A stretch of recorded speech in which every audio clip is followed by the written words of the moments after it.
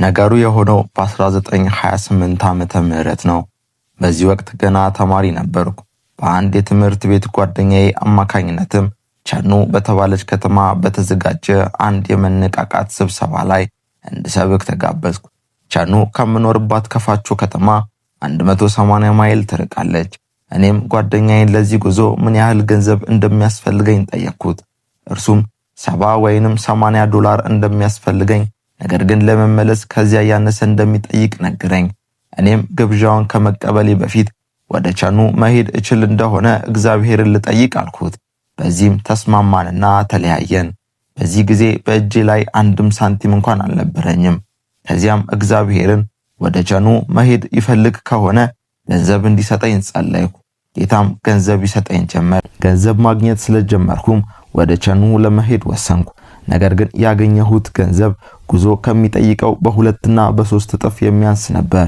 የተሰጠኝ ገንዘብ 20 ዶላር እና ጥቂት ሳንቲሞች ብቻ ነበሩ። ይሁን እንጂ የቀሩት ቀናቶች የሚያስፈልገኝን ያሟላሉ ብዬ አሰብኩኝ። ጓደኛዬንም ከቸኑ ሆኖ ሁሉን ነገር የተጠናቀቀ መሆኑንና በተባለው ቀን የግድ መድረስ እንዳለብኝ ጻፈልኝ። እኔም ከስብሰባው ቀን ቀደም ብዬ አርብ እንደምነሳ ቴሌግራም አደረኩለት። ወደ ቸኑ ለመንቀሳቀስ አንድ ቀን ሲቀረኝ ማለትም ሐሙስ አንድ ነገር ተከሰተ። ስጡ ይሰጣችሁማል የሚል ቃል ወደ ልቤ መጣ። ትንሽ ተረበሽኩ። እንድረበሽ ያደረገኝ ለመስጠት ፈቃደኛ አለመሆኔ ሳይሆን በእጄ ያለው ገንዘብ ለጉዞዬ አለመብቃቱ እየታወቀና በተጨማሪም የጉዞ ገንዘብ እያስፈለገኝ ባለሁበት ሰዓት በእጄ የገባውን ገንዘብ ስጥ መባሌ ነበር። ይህን ቃል በውስጤ እየተደጋገመ መጣ። ጠንከር ያለም ነበር። ከዚያም ለመስጠት ወሰንኩ። 20ውንም ዶላር እንድሰጥና ሳንቲሞቹን ብቻ እንዲይዝ ነው። ስለሆነም ለማን መስጠት እንዳለብኝ ጸለይሁ። በዚህ ጊዜ አንድ ቤተሰብ ላለው ወንድም ስጥ አለኝ። ከዚያም በኋላ እሺ ወይም እምቢ አላልሁም። ከተንበረከኩበት ተነሳውና በቀጥታ ወደዚህ ወንድም ቤት ጉዞ ጀመርኩ። የሚገርማችሁ ነገር ይህን ወንድም ገና ግማሽ መንገድ ሳልሄድ አገኘሁት። በእጄ ያለው ገንዘብ መስጠት ግድ ሆነ። ለዚያ ወንድምም ጌታ ይህንን ገንዘብ በእጁ ላይ አድርግለት ብሎኛል አልኩትና እጁ ላይ አስቀምጬለት ተጨማሪ ቃል ሳልተነፍስ ከፊቱ ዘወር አልኩ። ጥቂት እንደተራመድኩም የቸኑ ስብሰባ ታሰበኝና እንባዬ በፊቴ መንጠባጠብ ጀመረ። ምክንያቱም ቸኑ ላለው ጓደኛዬ በስብሰባው ላይ የምገኝ መሆኑን ቴሌግራም አድርጌለት ነበርና ነው። በዚህ በተጨማሪ በቃሌ አለመገኘቴን ሳስብ አስለቀሰኝ። ይሁን እንጂ እግዚአብሔር ስጡ ይሰጣችሁማል ያለው የተስፋ ቃል ሳስብ ልቤ ሰላም አገኘ። እኔም እግዚአብሔር የሚያስፈልገኝን የሚሞላብኝ ሰዓት ይህ ነው ብዬ አሰብኩ። ነገር ግን ሐሙስም ሆነ አርብ ማታ ከያስኩት ሳንቲም በስተቀር ያገኘሁት 1 ዶላር እንኳን አልነበረም። አርብ ማታ አንድ ወንድም ሊሸኘኝ መጣ። ጉዞ የማታ ጉዞ ነበር። ሻንጣዬንም ተሸክሞ ወደ ወደቡ ወሰደልኝ። ወደ ሆንግ ሳንግ ብሪጅ መርከብ አስይዞኝ ተመለሰ። እኔም ስዋይኮ የምትገኘውን ርካሽ ጀልባ ፈለኩና የሆንግ ሳንግ ብሪጅ ትኬት አስቆርጬ ተሳፈርኩ። በጣም ፈራሁ። በዚህ ላይ ከፋቾ ወጥቼ አላውቅም።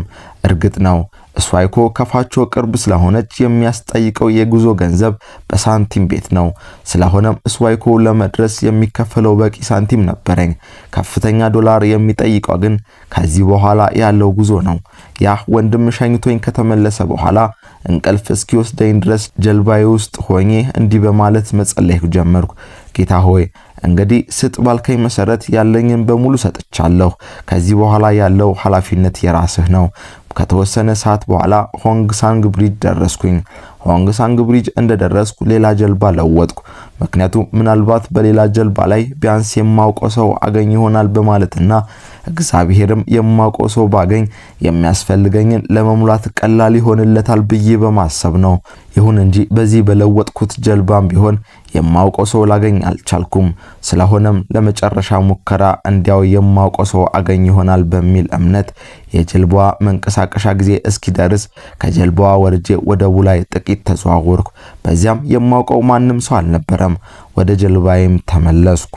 በልቤም ጌታ ባዘዘኝ መሰረት እስከሰጠሁ ድረስ ስለኔ ራሱ ያስባል በማለት ተጽናናሁ። በሚቀጥለው ቀን ጀልባዋ ስዋይኮ ደረሰች።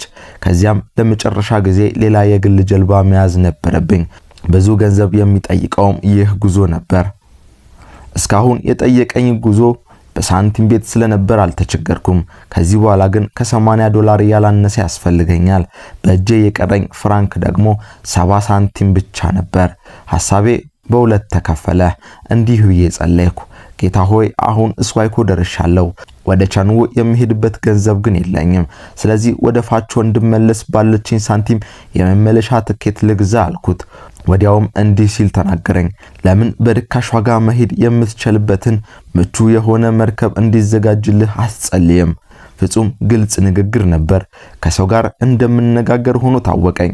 እኔም ጌታ ሆይ ከአሁን በኋላ ገንዘብ አልጠይቅህም፣ ነገር ግን ባለኝ በዚህ ሳንቲም ቸኑ እንድደርስ እለምንሃለሁ አልኩና ጸለይኩ። የሚገርመው ነገር በዚህ ሁሉ ሁኔታ ውስጥ ልቤ በሰላም ተሞልቶ ነበር። በዚህ በስዋይኮ ወደብ ላይ ከአንዲት መርከብ ተጠግቼ ቆሜ ነበር። መርከበኛውም ወደኔ መጣና ወደ ናፒንግ ወይም ወደ ቸንሁ እሄድ እንደሆነ ጠየቀኝ። ለመሄድም የተቻኮለ ነበር። እኔም ወደ ቸንሁ እንደምሄድ ነገር ግን 70 ሳንቲም ብቻ እንዳለኝ ነገርኩት። እርሱም ጥቂት ካሰበ በኋላ ሊወስደኝ እንደሚችል ነገረኝ። እኔም ሊገባኝ ስላልቻለ ሳንቲም የሚለውን ቃል እንዲደግምልኝ መልሼ ጠየቅኩት። እርሱም መልሶ 70 ሳንቲም አለኝ። በያዝኩት ሳንቲም ማለት ነው። አስገረመኝና 70ና $80 የሚጠይቀው ጉዞ ለምን ዋጋው እንዲህ እንደቀነሰ ጠየቅኩት። እርሱም ጀልባዋ አንድ የመንግስት ባለስልጣን በመንግስት ወጪ ኮንትራት ይዞ ወደ ቸንሁ ለመሄድ የተከራያት መሆኑንና ይህም ባለስልጣን መርከበኛውን ለመርዳት ስለፈለገ በተወሰነ ገንዘብ በመርከቧ የኋላ ፉርጎ ሰዎችን ሊጭን እንደሚችል የፈቀደለት መሆኑን ነገረኝ። ይህ ምስኪን መርከበኛ በዚህ አጋጣሚ ከኔ የሚያገኛትን ፍራንክ ማጣት አልፈለገም። አነስተኛ ሳንቲምን ብትሆን ለእርሱ ወጪ የሌለባት ነፃ ገቢ ስለሆነች ሊጭነኝ ተስማማ። ይህች መርከብ ጌታ እንዳዘጋጀልኝ በዚህ አወቅኩ። ሻንጣዬንም ወደ ኋላ መርከቧ እንዲያስገባልኝ ሰጣሁት። ከዚያም ወደ ቸንሁ ጉዟችንን ቀጠልን። በዚህ ሁኔታ ቸንሁ ገባው። የቸንሁ ጉዞ በዚህ ተጠናቀቀ። ይሁን እንጂ የመመለሻውም ነገር ቀላል አልነበረም። በኪሴ ምንም ፍራንክ አልነበረኝም። በዚህ ላይ ትምህርት ቤት ስለሚከፈት ስብሰባው እንዳለቀ ወዲያውኑ መመለስ ነበረብኝ። ስለሆነም የመመለሻዬን ነገር እግዚአብሔር እንዲያዘጋጅልኝ መጸለይ ቀጠልኩ። ወደ ፋቾ ለመሄድ አንድ ቀን ሲቀር ከአንድ ሚስዮናዊ ቤት እራት ተጋበዝኩ። ከእራት በኋላም ወደ ማረፊያ ስፍራ ለመሄድ ስነሳ ይህ ሚስዮናዊ ሚስተርኒ ያንተ ጉብኝት በጣም ረድቶናል አለኝና ቀጠል አድርጎም በለሆሳስ እንዲያው ፍቃድህ ቢሆን እባክህ የመመለሻን ወጪ እኔ ልሸፍን ሲል ጠየቀኝ። ውስጤ በደስታ ዘለለ። ነገር ግን ተግደረደርኩ። ስለኔ ኃላፊነት ያለበት ሌላ አለ አልኩት። እሱም የኔን ወጪ ለመሸፈን በመጠየቁ እንደተሳሳተና ይቅርታ እንዳደርግለት በትህትና ጠየቀኝ።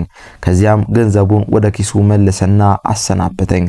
ቤቴ ከተመለስኩ በኋላ ባደረኩት ነገር ተጸጸትኩ። ይሁን እንጂ በልቤ ትልቅ ረፍት ነበረኝ። በሚቀጥለው ቀን ለጉዞ ተነሳው። ልብ አድርጉ፣ በኪሴ ምንም ፍራንክ የለኝም። የቸንሁ ጓደኛዬም ሻንጣዬን ቀደም አድርጎ ወደ ወደቡ ከላከ በኋላ ወደ ፋቾ የሚሄድበትን መርከብ ለማስያዝ ወደ አረፍኩበት ስፍራ መጣ። አብረን ጉዞ ጀመርን። በውስጤ ግን ጸልያለሁ። ጌታ ሆይ ወደ ቸንሁ እንዳመጣኸኝ ሁሉ ወደ ፋቾም ልትመልሰኝ ትችላለህ። ስለኔ ጉዳይ ኃላፊነት አለብህ። ካንተ በቀር ስለኔ ጉዳይ ኃላፊነት ሊወስድ የሚችል የለም አይኖርምም እያልኩኝ በጸሎት አሰላስል ነበር። ከዚህ ከሚሸኘኝ ጓደኛዬ ጋር ሆነን ወደ ወደቡ እያመራን ሳለ አንድ ሰው እየሮጠ ወደኛ መጣና ከሚስዮናዊ የተላከ ደብዳቤ ሰጠኝ። ከፍቼ ሳየው ውስጤ በደስታ ዘለለ። ደብዳቤ ብቻ አይደለም ገንዘብም ይዟል። ስላንተ ኃላፊነት ያለበት ሌላ እንዳለ አውቃለሁ። ነገር ግን የዚህ ጉዞ ወጪ እንድሸፍንልህ ጌታ ተናግሮኛልና እባክህ እኔ ሽማግሌ ወንድምህን በዚህ ድል የወጪህ ተካፋይ እንድሆን ይህችን ትንሽ ስጦታ ተቀበለኝ የሚል ነበር። እኔም መልእክቱን ከተቀበልኩ በኋላ ጌታ ሆይ ይህን ገንዘብ በትክክለኛው ጊዜ የላክልኝ አንተ ነህ በማለት አምላኬን ደጋግሜ አመሰገንኩ። ይህን ገንዘብ ለመመለሻ ብቻ ሳይሆን መነቃቃት የሚል አንድ በራሪ ጽሑፍም ለማሳተም ተጠቅሜበታለሁ። ታሪኩ በዚህ ብቻ አላበቃም። ከቸንሁ ከተመለስኩ በኋላ ያንን $20 የሰጠውትን አገልጋይ ልጎበኘው ወደ ቤቱ ሄድኩኝ። ሚስቱንም አገኘኋት።